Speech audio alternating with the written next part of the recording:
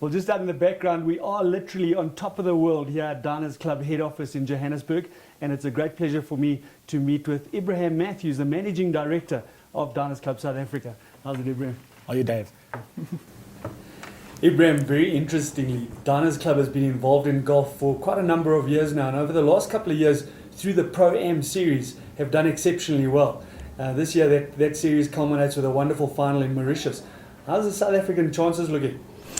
Well, based on last year's performance, possibly not so great. We finished dead last year, but I'm pretty confident that we have a solid team this year. So I think we may do well. And given the South African spirit, the guys are pretty competitive. I think last year we had a couple of extenuating circumstances. One guy had an injury, actually fell in Mauritius and hurt his back quite badly, and that affected our chances quite a bit. So I think we'll have a better shot at it this year.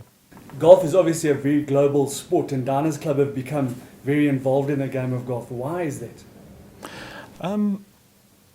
Well, I suppose there are a couple of reasons. The first for me talks to the customers who we try to offer a payment service to. We don't pretend to be a card for the general public. We focus on a very niche market, and if you look at our market, a lot of them would typically be guys who play golf and ladies who play golf. And so that's the first reason. The second for me is, if you look at the history of Diners Club and how the company started, it started out as a club for diners, and hence we've retained the name. And that heritage still lives with us today. We're still a club, and as such, our members are critically important for us. And through the Pro-Am Classic series, we give members access to an event that people who are not Diners Club members don't have access to. And so I suppose for those reasons, the Pro-Am Classic is pretty important for us and is an important annual event on our calendar. Well, from a business perspective, as a young, very successful managing director of a big corporate, what drives you in terms of your personal achievements? So I think it's important for me to acknowledge that I've always been blessed to have really great people around me. I think everything that one achieves is never achieved based on one's own efforts alone.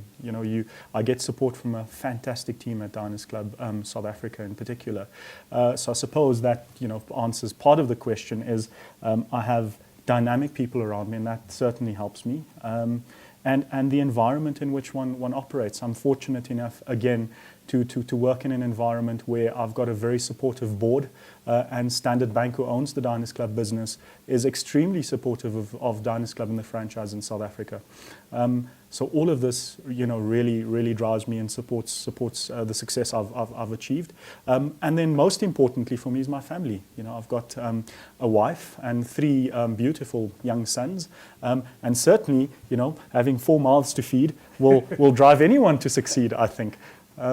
So those are probably the core reasons. At the head of Diners Club, it's a big responsibility. What is your goal in terms of the future of Diners Club under your reign? Yeah, so it's been 2 years, and it's been a wonderful 2 years. I think we've achieved some fantastic results in the last 2 years. Grown the base by 30% year on year. Our account base, number of customers we have. Our turnover is up quite substantially, so the business has done well, but still a lot to be done. So, I suppose some bold goals, but one of them would be to make Diners Club the leading charge card in South Africa. Would be to dominate the travel industry from a card payments perspective, and certainly would be to dominate the corporate payments space again. Looking at the card payments business. So some really bold goals, but I think that we're well on our way, and I think that we've got a strong chance to achieve all of those. As a leader of an international company here in South Africa, what is the kind of advice that you could give some aspiring young business people? So a couple of things, but I suppose some of them would be, it's important to maintain a work-life balance. Again, I mentioned I've got a young family. It's very important that one maintains a healthy balance between your career and your family. But there are a couple of other things I would suggest would be important. The one for me that's always worked is I always go with my gut, and that's worked, and so I'd offer that piece of advice. But probably the most critical piece of advice is, don't take yourself too seriously, but take your job and your career very seriously. Well, that's great advice in terms of the business side of things. How about the golf course? You sort of alluded to 1 or 2 rounds of golf, and you're not playing as much as you would like. Do you really enjoy playing golf? I love it. Again, for a variety of reasons. The first is when I do have the odd occasion, on the odd occasion when I do play golf, I get out of the office.